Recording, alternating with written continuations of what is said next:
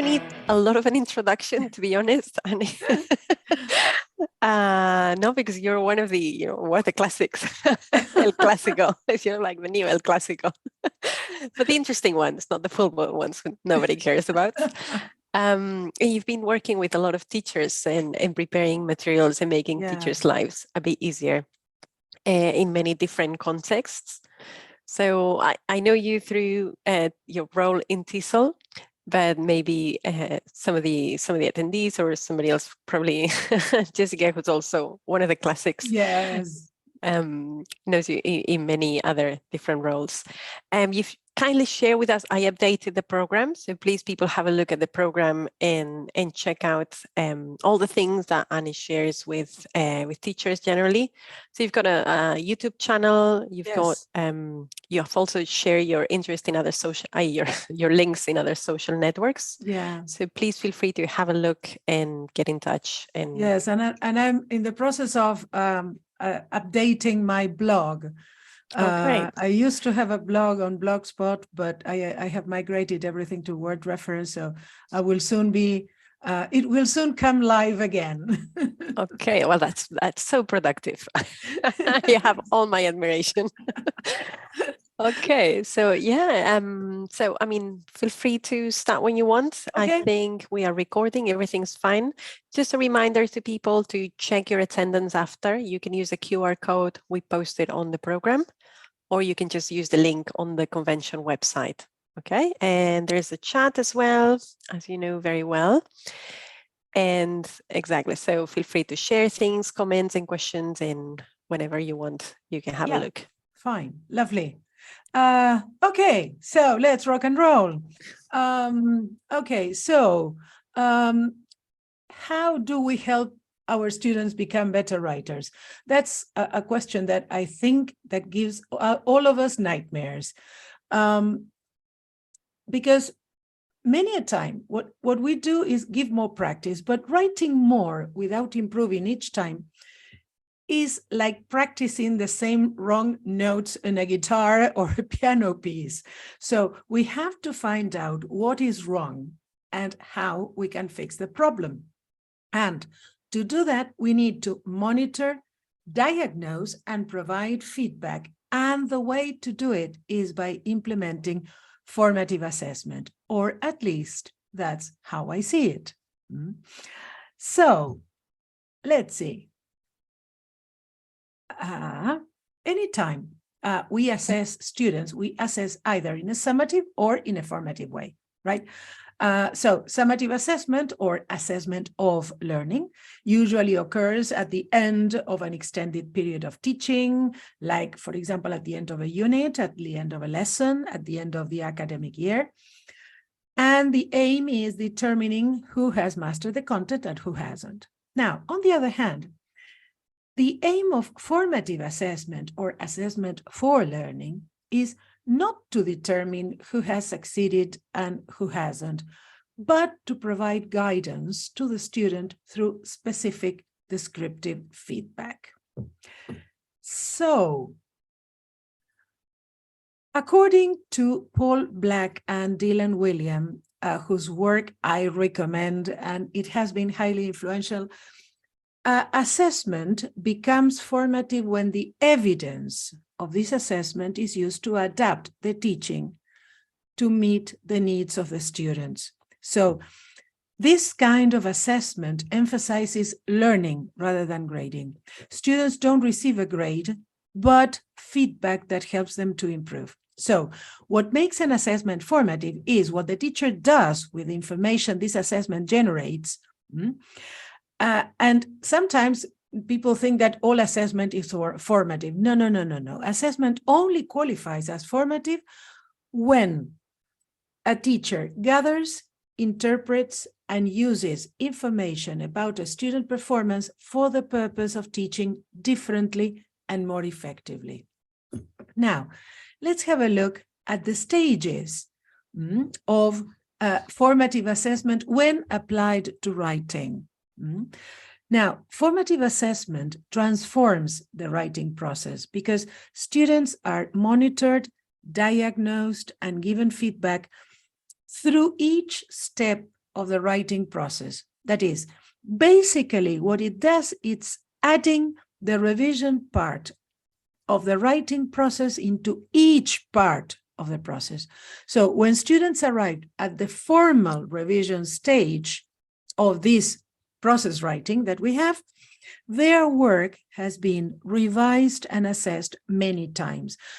So they make fewer changes as they move through this process of writing. And it's more rewarding also for the student because it builds on many writing assessments and students experience many small wins. And these many small wins contribute to their confidence as writers. So how can we proceed? Well, before we begin to apply formative assessment processes, I think it's useful to consider a few questions. So the three major critical questions are these. What is the learning goal or the learning intention for the students? Where are the students in the process at present? And what can be done to help them move forward? So before we plan the writing instruction, we need to understand what the writing standards mean. So what are the learning standards or the writing standards? They are written descriptions of what the students are expected to know and to be able to do at a specific stage of their education. For example, during an academic year. They describe the educational objectives, what they should have learned by the end of a course, for example. So there's a small problem sometimes with the learning standards. Because, for example, we have these learning standards, right? Write an email or a letter in response to a situation appropriate in register and tone for the specified target reader. Okay, so what does this standard mean in practical terms? For the students, it can be summed up very simply as write a letter. All these words to sum up in write a letter. Okay, I have to write a letter. Good. Now, your decisions about your students' writing will help you focus more clearly on the precise expectations for the students, so you can write your own learning intentions. For example, identify the target reader, use suitable register and tone, use correct layout, answer all relevant questions, use appropriate linking words. So these learning intentions can be your own agenda in relation to what you want the students to do. And something that I usually suggest, particularly, of course, if you're an experienced teacher, you don't need you don't need me to say this, but I usually tell novice teachers that even if in the teacher's book they have this set of learning intentions, they can have their own. What the teacher's book says, and I am a writer of teacher's books, so I know what I'm talking about. What is written in the teacher's book is meant to be help, guidance. It's not Moses' tables. What is there is not written on stone. So you can change it, ignore it, use it. Now, another critical issue when we are working with students and with standards is to identify what constitutes good quality writing. So to assess this, we can use rubrics that explain our expectation of a well-written piece. We can use, of course, existing rubrics, just like, for example, the CEFR or Cambridge criteria. However, when students read these criteria, they are likely to be confused because they are not written in student-friendly language. They are written for teachers. So, for example, have a look at this. These are 4 examples. The first 2 examples are from Cambridge Handbook at B2 level. The second set of examples is from the CEFR. So if you give this to a student, and I always insist that it's a good thing to share sorry, to share the rubrics and the learning intentions with the students so that they know what they are expected to do. If you give these rubrics to the students, suppose a B2 student, they will be confused, quite likely be confused, because this is for you, not for them. So we can reformulate this in student-friendly language. Also, these rubrics are summative. The purpose is to give the students a grade, and they don't contain any useful information to help them overcome the learning gaps they may have. So what you can do is create, oh, sorry, I see a typo there. I repeated can in the first line, sorry. So you can develop your own rubrics or rewrite the existing rubrics so that your students can understand them. Also, you can ask the students to read these rubrics carefully, clarify any terms they may not know, and also you can ask them to write their own rubrics as a group. Yes, and in this way, they will understand the level of writing that they are required, and they can then use it to evaluate their own writing and that of their peers. Students also need to see other students' exemplary writing so that they better understand the type of writing that they are expected and the quality they are expected to produce. You can find exemplars or you can create them yourselves. For example, you can collect samples of student work from previous year, keep it anonymous, obviously, and show it to students so that they understand what quality means. For example, something that I find really useful is to give the students the rubrics and the exemplars and ask them to pretend that they are the teachers and use the rubrics to evaluate those exemplars. Yes, so they go from a conceptual understanding of what an essay or a letter of complaint or whatever the type of writing they are doing, what this type of writing should be, to a very practical knowledge of what it is. Now, when we reach the monitoring stage, in this monitoring stage, what we are going to do is we are going to observe and collect data on the specific writing goal. This process can include learners' perceptions about their own writing, their performance on short activities, their peer observations, your own observations. So collecting this information at the beginning of the course, for example, is very useful to establish baselines and then comparing this information with what they do during the year. However, this is all good, but also a lot of the monitoring that we do occurs during the daily writing in class.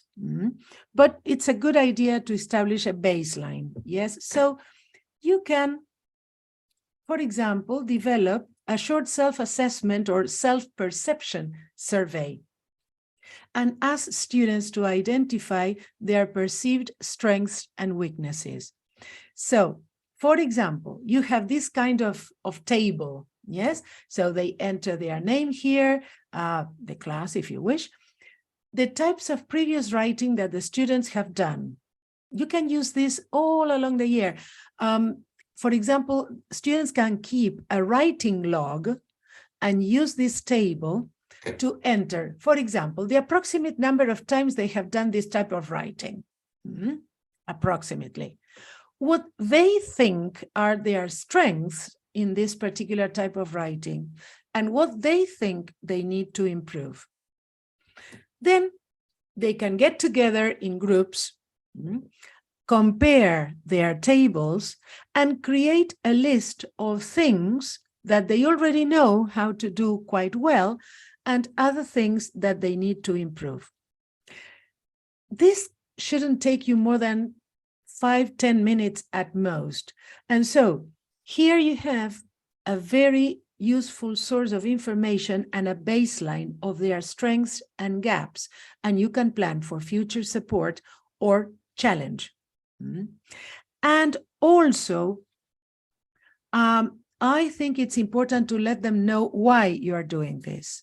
So you can explain that you want to know exactly where they are in terms of what they are going to do, what they are going to start writing, for example, so that you can prepare work that is suitable for their needs. So if they have already mastered a certain type of writing, you're not going back to practicing that type of writing a lot, doing lots of letter writing. Okay, they know how to write letters. They are good at writing letters. Let's move on to something more challenging. Another thing that you can do is the 1-minute writing monitoring. Yes. If you would like to find out also about their views, their self-view as a writer, before they actually begin writing, you can have this 1-minute writing, let's say, entrance ticket. So you give them a card with a number of sentence starters, and you ask them to complete these sentence starters with a word, a few words, or a sentence, a short sentence. This will take them possibly more than 1 minute, but it shouldn't take them more than 3 minutes. And in this way, you have collected some real-time information on the student's writing, and you can begin to diagnose strengths and weaknesses.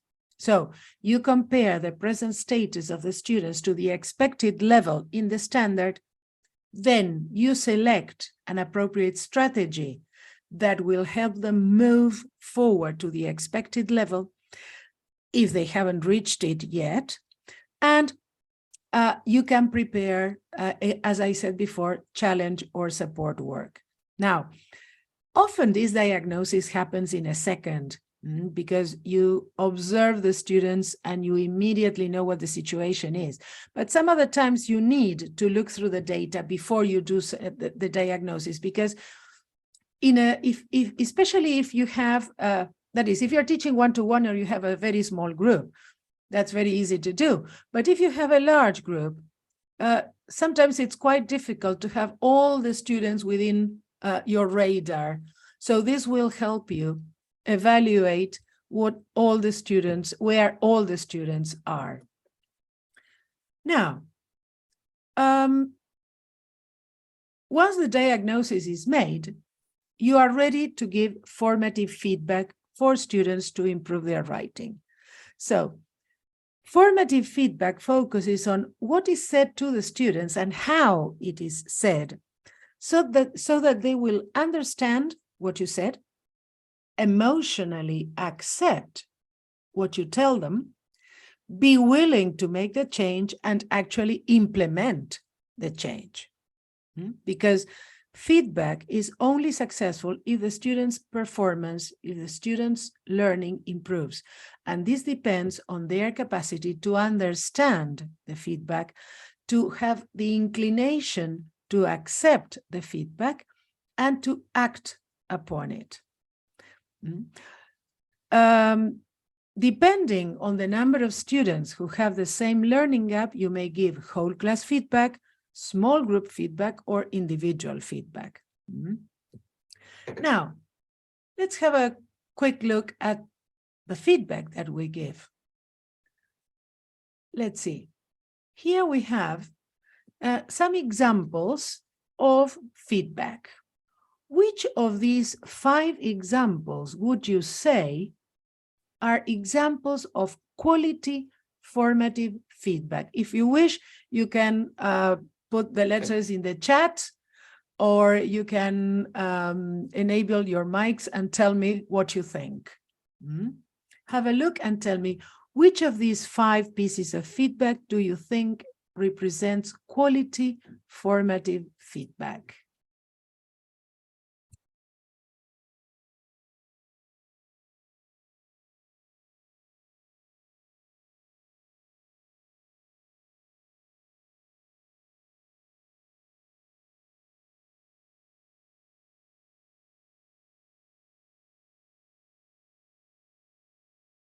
People are shy, I think. Oh, Let's see, Laura, B and E. Thank you.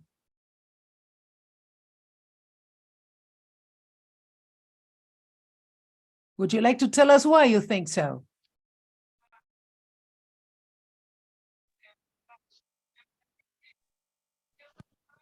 Well, I think the rest are, to me, it's not formative feedback because it's not precise.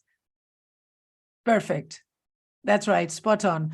So we have, for example, C and D. You must try harder, develop these ideas further. I can imagine the student saying, yes, but how? You must try harder. Teacher, I try hard, but I seem not to be able to reach the standard.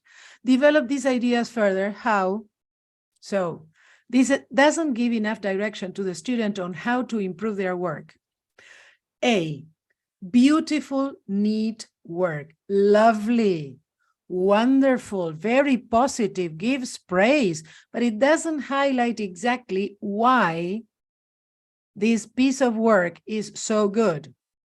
So it's not giving, even if it is praising the student, it's not telling the student why his piece or her piece of work is so good. So B and E are quality formative feedback, right? Because the pupil is receiving guidance on how to improve their work. So many a time, this is a sin that we commit, giving vague feedback. So what should feedback be like? First of all, it should be timely. That is, we should be giving immediate feedback or as soon as as possible after the student has finished the piece of work we are assessing.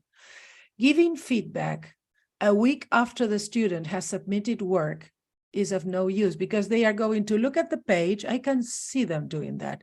Well, I have seen my own students doing that, looking at the page, looking at the mark, whether they got a good mark, a bad mark, or more or less, and then putting the paper away and never looking back at it. Also, feedback should be specific. It should be based on the learning goals, on the learning intentions, and so that students know exactly what we are assessing. Also, it should be understandable. That is, student-friendly language the students can understand. Of course, it should be constructive and ongoing. I mean, this is not something that we do once in a blue moon in our lesson. Yes, it should be part of our daily practice, let's say. We should be giving feedback daily or weekly, depending on the activities that we are doing. So, some useful tips, if I may. For example, focus on only 2 or 3 critical feedback points at a time, because otherwise, students will start suffering from the hippo syndrome. I don't know if you have noticed or you know that when hippos go underwater, they have these membranes in their ears and their nostrils that automatically close so that water doesn't get into their noses or their ears. Okay, students do the same. They have the hippo syndrome. They close their ears and they don't pay any attention if we are giving extended critical feedback. So focus on 2 or 3 critical points that you are really interested in the student improving. Provide concrete suggestions for improvement. We have seen that in the previous slide. Be realistic. That is, suggest small manageable change rather than large change or complex change. So it's better to give them small pieces of feedback to introduce small changes in their work, and in the long term, they are going to improve. Then directly communicate the strength or the gap to the student. That is, this is what needs doing. This is what needs improving. Also, ask questions to aid reflection. After the students have had time to reflect on their drafts, ask questions to help them think of their work. For example, what do you feel were the strong points of your writing? What areas do you think you could improve? What other strategies might you use? And you can use the sandwich technique.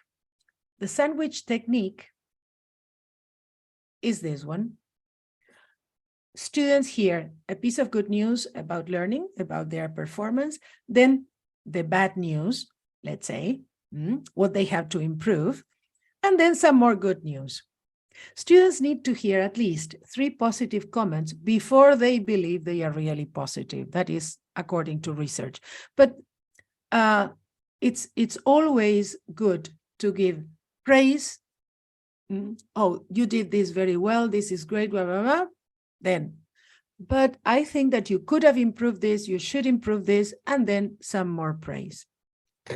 Now, the pre-writing phase of the writing process, whatever type of writing the students are doing, an essay, a narrative, a letter, whatever the level of the student is, lays the foundation of the other parts. So students need to be assessed to provide any immediate help that they may need. And they usually find organizing ideas very difficult. So they need confirmation that they have sorted out their ideas into a meaningful order before they start writing. So you can ask the students to organize their ideas in various forms. For example, lists, columns, outlines, concept maps, graphic organizers, charts. The learners themselves or their peers or you can determine if there is a formal organization, and students don't just have a random collection of ideas scattered all over the page, but they make sure that these ideas are organized logically into some kind of pattern order. Yes?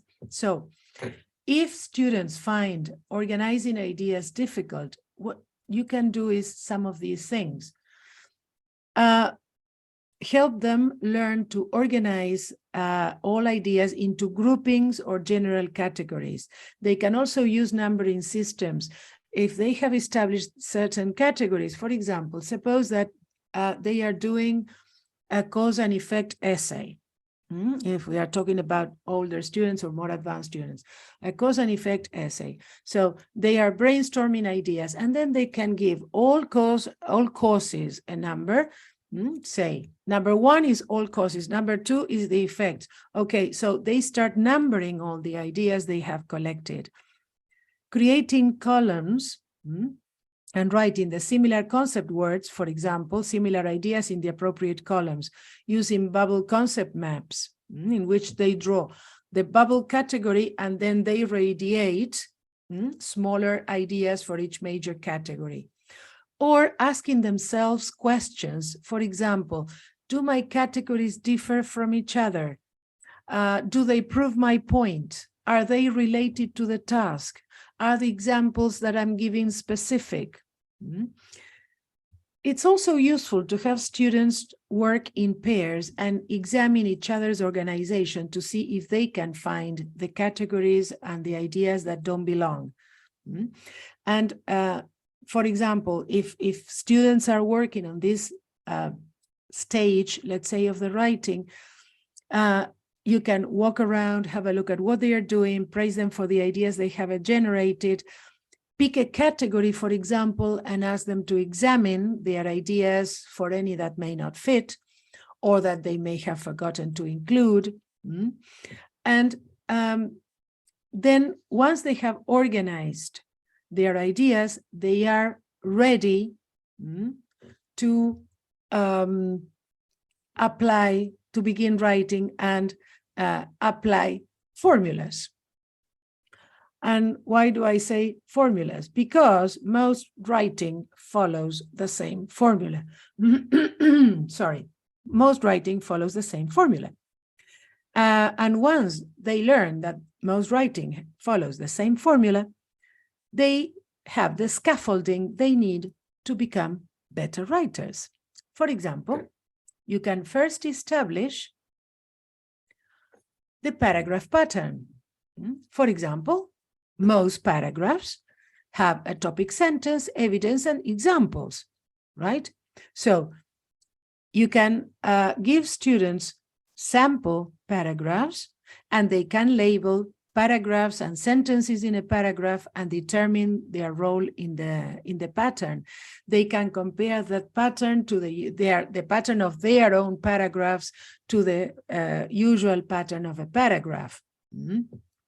So they can see what a good paragraph looks like. Yes, and as students are supposed to follow this pattern, you or the peer reviewer, if they are working in pairs and reviewing each other's work, the peer reviewer can easily identify potential gaps. Now, how can we overcome gaps here? Students can use their hand as a metaphor for the paragraph. They can trace it on, this may sound childlike, but for example, with younger students, it's fun to do and it's easy to do. They trace their hand on a piece of paper and then label each paragraph part. Yes, so each of the three middle fingers has three sections, and students can add up to three examples, three detailed examples for each piece of evidence. And they can always check their paragraphs against their hand to affirm that they are following the pattern, yes, the structure.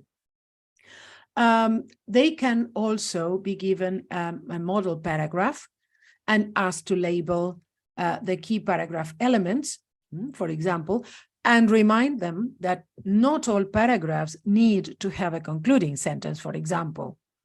They can use multiple highlighters to code the sentences. Yes, for example, red for topic sentences, yellows for evidence, green for examples, orange for transitions, purple for concluding sentences. You can also give them a fill-in-the-blank paragraph, for example. So, sorry, I showed this. I'm showing this too early.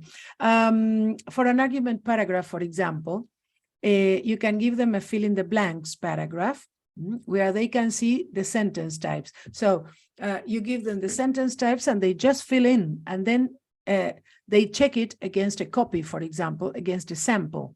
Yes. Now, after students can identify the formula for a paragraph, they are ready to look at the formula for an essay. And again, most essays follow the same formula. So by using the formula, the structure, they can focus on how to express the ideas well instead of struggling with the structure of the paragraph, of the essay, sorry. So something that is very easy to do is giving students an exemplar, a sample essay, and asking them to identify the purpose of each paragraph. They write the introduction, body, conclusion next to each paragraph. They explain the purpose of each sentence within a paragraph by labeling it. And then they can look at sentence variety. Again, this is another major problem with students sometimes. The variety of sentences, they tend to use the same type of sentence. Sometimes sentences are just simple sentences that look like a shopping list. So how can we work on this? First of all, we have to monitor the length of sentences. So very easily, we ask them to count the number of words in each sentence and list the number on the margin. So they know exactly how long their sentences are. Then they can have a look at the first three words, and this is something that they can do and also a peer can do when they are checking each other's work. They highlight the first three words of each sentence, and they put a plus next to the sentence each time a sentence starts with a new beginning. So a quick scan will show you, or will show the writer, how varied the sentences are. In addition, you can also check for various patterns in each sentence. So when students write more than 50% of their sentences of varying word length, with different beginnings, with different sentence patterns, they have the learning strength for sentence variety. So you know that this is something that you don't need to worry about. They can concentrate more on ideas. If you detect that there is a gap here, then you can provide more specific work for those students who need it. Yes. Now, some strategies to overcome this gap. As I mentioned before, use exemplars. Yes. The students can use the exemplars and analyze exemplars before they work on their own writing. They can contrast each sentence in terms of length, beginning, and pattern. They can count the number of words, highlight the first 3 words, check the sentence patterns. Also, they can contrast paragraphs. For example, they can contrast a paragraph which has varied sentences and one which doesn't. Yes, and they can indicate the differences between the 2 paragraphs and then compare this to their own text. Also, they can rewrite a paragraph. You can give them a paragraph, for example, as practice, you can give them a paragraph which doesn't have a variety of sentences and ask them to rewrite it with varied sentences. They can have a 2-column chart. So you lay out the non-varied paragraph sentence in the left column, and then they have space on the right-hand column for them to rewrite each sentence. So as the 2 paragraphs are side by side, they can better see and understand the changes that they have made. Yes. And also check how they start the sentences with a list of starting techniques. Yes. And they can put a sign in front of each variety each time that they have used it. So, oops, there we are. So, here are some references. We have time for questions. Here are some references that I have found useful. I recommend Inside the Black Box. Inside the Black Box is a piece of work that Paul Black and Dylan William did. It's a compilation of research findings over years. And it's a booklet. It's a small booklet. And I think that it gives you, if you have never read anything about assessment for learning or formative assessment, it will give you the key points of what research says about formative assessment. Then this particular website here, this PDF that you can download is quite interesting and useful.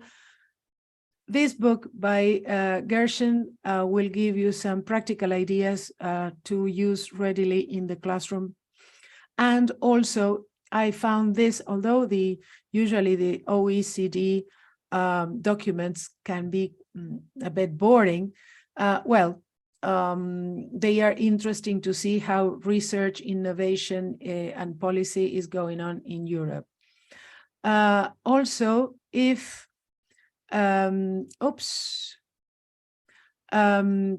you wish, you can download a handout that I have prepared. Here you have the URL. You can, of course, it's for free, but I thought it was easier to do it this way. You can have a look at that website, at that link, and download a PDF with material related to this talk.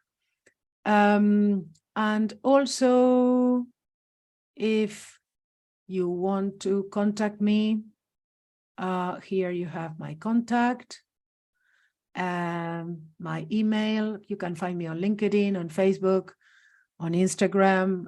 This is my YouTube channel, and I will be really happy to answer questions. Oh, thank you, Angels, for sharing it there. I will be very happy to reply to your emails, to answer questions, or give you more information if you need it. So, well, I think that we are good with time. Yeah, you're doing great. And there was a lot of content in the session. I was like taking notes. I'm trying to share with the others as well. So that's great. I mean, that was a lot of techniques and a lot of like ways to look at it in a more practical. Yeah. So I don't know if anybody has a question or maybe something they need to go over through again. I cannot even English anymore. Sorry. If you need sort of to have it like a bit of a refresh. Oh, Jessica's saying great session, Annie. Thank you. Very clear. Oh, thank you, Jessica. It was very clear. Yeah. Yeah. And like very well focused, isn't it? It was maybe sometimes what I think is maybe this can be something known for experienced teachers. But I think that sometimes, even if we are experienced, I remember when I started looking into assessment for learning, formative assessment, and different things to do with the students, I found a lot of information and things that I didn't know before. Yeah. So I think that this is something that not everybody is aware of. Many people have misconceptions about using formative assessment. It's the same with differentiated instruction. People think this is going to add a lot more work to their already overloaded days, but not really. Sometimes with very small adjustments, we can improve and we can introduce, I mean, it's not something that we will do from one day to the other.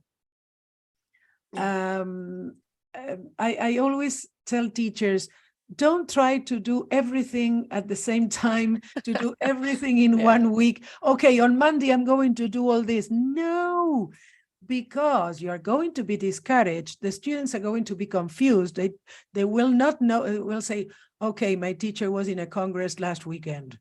So the APAC effect. That's right. So do it little by little.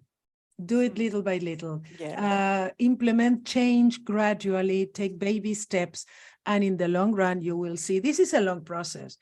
Basically, because I think that students, most of students' problems with writing in English stem from the writing in their own language.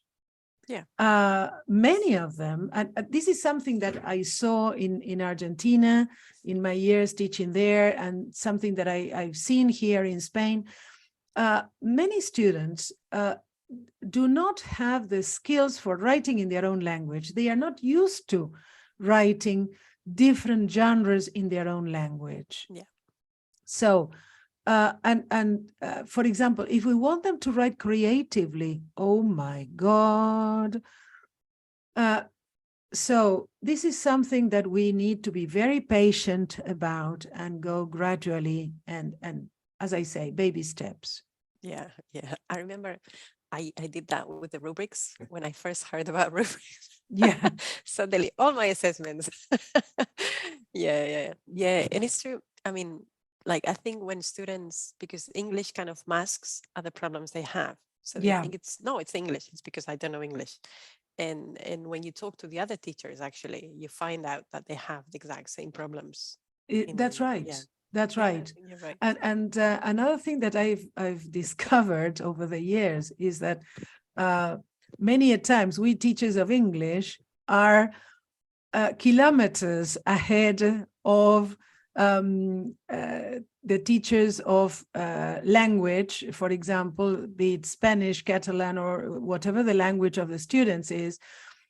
because we have been introducing techniques and approaches in our teaching that only years later we're introducing mainstream education. Yeah. But So because we have a barrier and we have to get over it. So yeah, we have to be more resourceful. yeah. Absolutely. Yeah. We can't say this outside, but it is true. Yeah, but that's a fact. Yeah.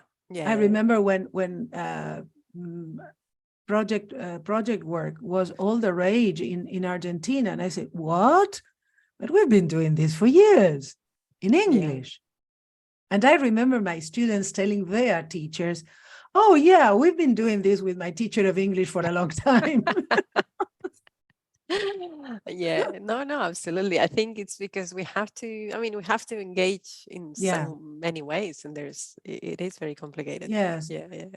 And as you say, sometimes the gaps in their learning are not because they have gaps in English, it's because they have gaps in their education, in their schooling.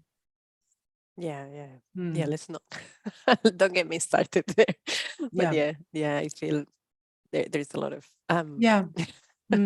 Okay, so besides me, I'm kind of commenting on every presentation. Would anybody else like to say something? I mean, feel free to unmute yourselves, please show the camera. It's not a problem at all. The good thing about being so few is that this is like a chat at home. It is, yes. Usually I leave this with the talks, but if you prefer, I can cut it out from the final edit. Hello, Adam. You're muted. Adam. Oh, no. There.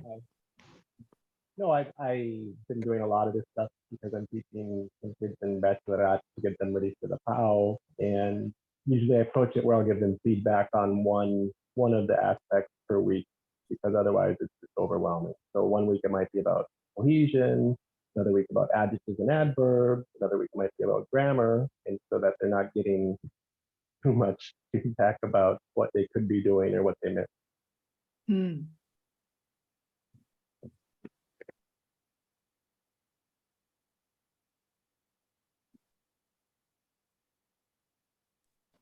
Okay, so sorry, Adam, because I couldn't hear you very well. So you said that you sort of work on different aspects at different points. Okay. Yeah. Okay, that sounds like a good idea. Yeah, absolutely. Okay, would anybody has a question or something? No, you're fine. Otherwise, we are like perfect timing now. Yep. We were supposed to finish at 20 past. So I guess we could finish and give you all a break before the last session. I'm so sorry we're keeping you super late in your free time, but it's really appreciated. And for those of you who will be there tomorrow, we'll have some nice breakfast. So hopefully we can make up for it a bit. How I envy you tomorrow in Barcelona. I'm so sorry. Yeah, maybe next year. I love Barcelona. Hopefully. Oh, thank you. Yeah. Yeah. I love coming here now that I live far away. Where are you based, Angels? I'm in London. Oh, central London. So it's very quite different. It is. I like it too. Yes, well, London is one of, I think that is my favorite European city. It's been like that for a very long time. So do let me know if you're around. Well, in fact, I will be going to TESOL in April. Oh, of course. Oh, wow. Oh, yeah, sure. So let me know if you can have a coffee or something. Oh, good. I will. Yeah. I don't think I can get off work to do any more conferences, but okay. Right. So thank you very much for your presentation. Very useful. Thank you. Kind of thank you for having me, and thank you all for coming. Yeah. Oh, Jessica, you're jealous about TESOL. I know. Okay, so I'll see you around, and everybody else.